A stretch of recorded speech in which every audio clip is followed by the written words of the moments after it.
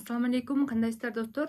Азыркы учурда SMM таргет деген аябай популярдуу болуп, элдин баары иштеп, акчада укмуш болуп атат. Сиздер дагы балким кызыгып атасыздар, балким окуп көрүсүздөр, балким болбой жатат. Айтор SMM таргет деген эмне? Ошол боюнча сөз кылалы. SMM деген бул социалдык медиа маркетинг.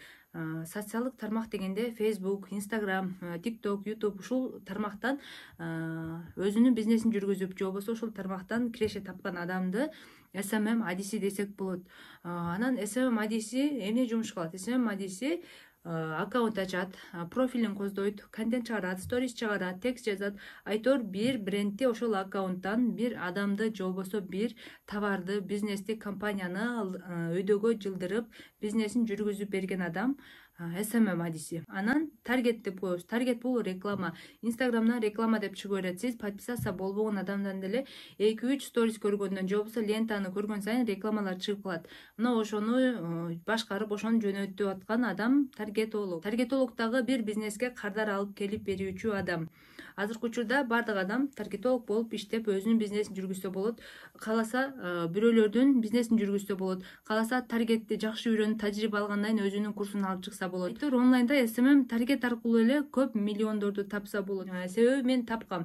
Таппаган нерсемди айтпайм. Жана дагы Инстаграмда отузтарды көрсөңүз болот. Менин окуучуларым кандай ийгиликке жетип атат жана канча акча таап атат SMM таргетолог болуп. Дагы бир суроо, инфобизнес деген эмне? Инфобизнес бул информация берүү аркылуу бизнес кылуу. Инфобизнестин түрү көп.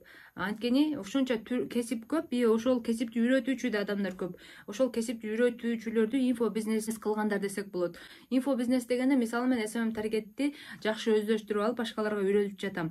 Мына ошол мен инфобизнес кылып атам. Видео монтажды жакшы өздөштүрүп, видео монтаж кылганды үйрөтүп атам. Бул да инфобизнес. Балким сиз врачсыз, консультация берип инфобизнес кылсаңыз болот. Балким сиз мугалимсиз, китеп жазып акча тапсаңыз болот. Балким өзүңүздүн курсуңузду алып чыксаңыз болот. Дагы тил курстары бар. Тил билсеңиз, тил курстарын алып чыксаңыз болот. Жакшы текст жазсаңыз, копирайтер курсун алып чыксаңыз болот. Кол өнөрүңүз бар болсо, ошол кол өнөрдү үйрөтүүчү курс ачсаңыз болот. Тигүүчү, бычуучу, сүрөт тартуучу, кооз кийинүүчү, кооз боенуучу, туура тамактануучу, туура арыктоочу. Айтор толтура курс бар. Ошонун баардыгын сиздер тажрыйбаңыздарга, билимиңиздерге таянып, онлайндан курстарды ачып, көп кардар алып, көп киреше тапсаңыздар болот. Онлайнда өтө кардар көп, ага ишениңиздер, кардар табууда эч кандай кыйынчылык жок. Көбүнчө мен таргет реклама аркылуу кардар алам. Негизи көбүрөөк аракет кылган адам эч кандай таргет рекламада чыгарбай деле, контент аркылуу деле көп кардар алса болот. Мына ушундай достор, азыр бир сааттан кийин окуучуларыма сабак өтөм, ошого даярданып жатып, сиздерге дагы пайдалуу маалымат берип коеюн деп чечтим.